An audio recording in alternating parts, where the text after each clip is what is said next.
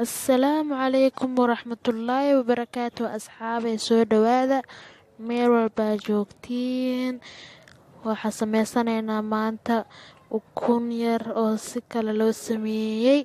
Soo dhawaada asxaabay janalka subscribe dhaha, like share dhaha, meel walbaa joogtiin. Ukun yar waxaa sameysanaynaa oo easy ah. soo dhawaada meel walbaa joogtiin, oo idin salaamayaa asxaabey duwaalidmo.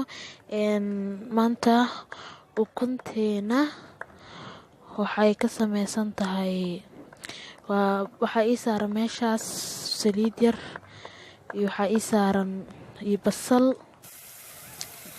Saliid iyo basasha ayaa noo shiilmaayo. Kadib waxaa kusoo darsanaynaa hal xabo oo bardha yar ah. Waa kaas bardhada sirta aan kusoo darsaday. Marka waxaa rabnaa bardhadaas iyo saliidaas iyo basasha inay isku shiilmaan. Bardhada markay xoogaa bislaato ayaan isku soo noqonaynaa hadduu alle idmo asxaabteyda. waa kaasaa asxaabey bardhadeeni waa noo bislaatay. baaquligaas kusoo shubanay. waxaan rabaa marka inaan soo jajabiyo. Markaan soo jajabiyo insha Allah waa isku soo noqonaynaa. waa kana asxaabey bardhadeeni waa soo jajabiyey iyadoo ii bisil. marka waa kana waxaa kusoo darsanaynaa cusbo yar iyo ukuntii sida u jeediin. marka asxaabey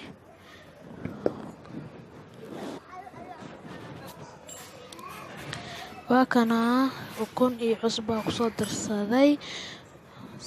markaasaas iskugu soo daro waa isku qasayaa. marka isku qaso insha Allah sida noqoto ila arka. waa kana asxaabey maasha Allah ukuntii wixii dhan marka isku soo qastay waxaan saaranayaa dabka saliid.